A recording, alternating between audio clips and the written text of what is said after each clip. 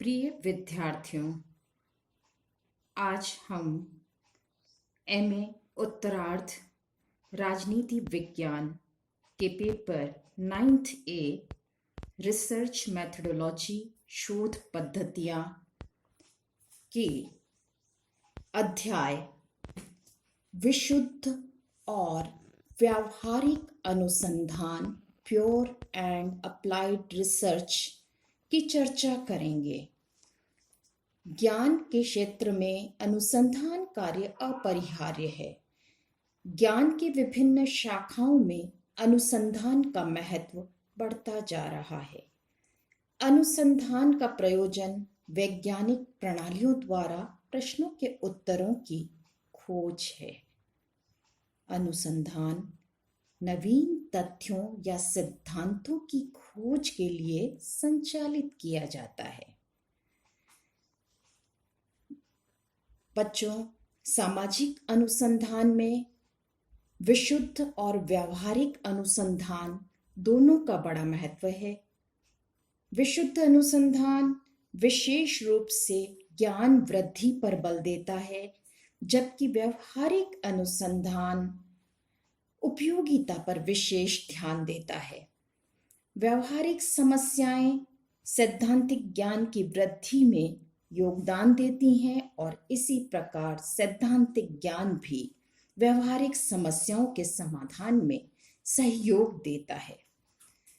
जहाँ तक हम विशुद्ध अनुसंधान की बात करते हैं, विशुद्ध अनुसंधान की संज्ञा उसे दी जाती है जिसमें ज्ञान की प्राप्ति ज्ञान के लिए हो।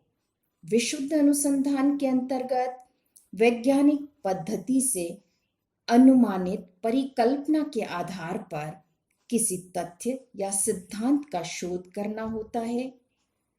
इसमें कई बातें सम्मिलित की जाती है, जैसे सामाजिक घटनाओं और जटिल तथ्यों के बारे में जानकारी प्रदान की जाती है। विशुद्ध अनुसंधान का प्रमुख कर्तव्य है कि समाज में घट रही महत्वपूर्ण घटनाओं की जानकारी प्रदान करे। इन घटनाओं की जानकारी दिए बिना व्यवहारिक रूप में किसी समस्या का समाधान नहीं निकाला जा सकता। विशुद्ध अनुसंधान व्यवहारिक समस्याओं के समाधान में सहायता प्रदान करता है। सैद्धांतिक अनुसंधान हमें सामग्री प्रदान करता है और इस सामग्री के आधार पर हम किसी निष्कर्ष पर पहुंच सकते हैं। जैसे सैद्धांतिक ज्ञान हमें यह जानकारी प्रदान करता है कि सामाजिक पृष्ठभूमि का बौद्धिक उपलब्धि पर बड़ा असर पड़ता है।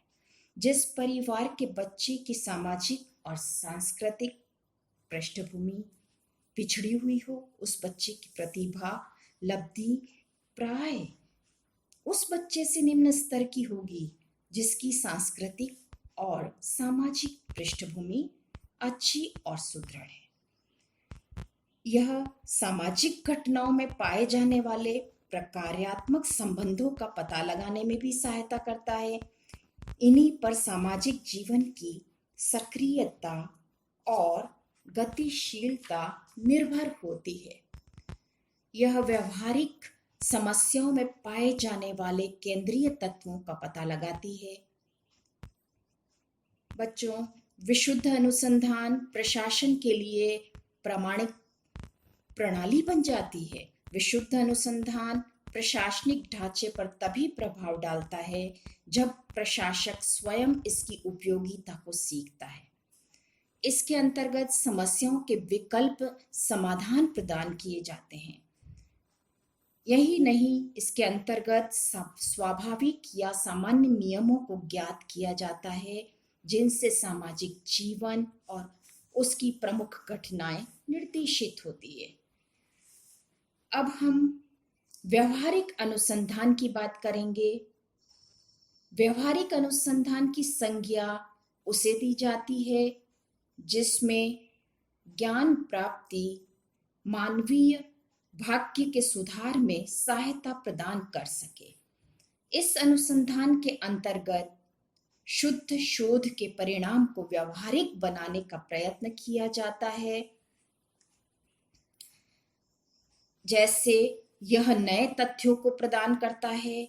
इसके आधार पर नए तथ्यों का आविष्कार होता है, पुराने सिद्धांतों में संशोधन किया जाता है और नए ढंग से उनकी परिभाषाएं दी जाती हैं।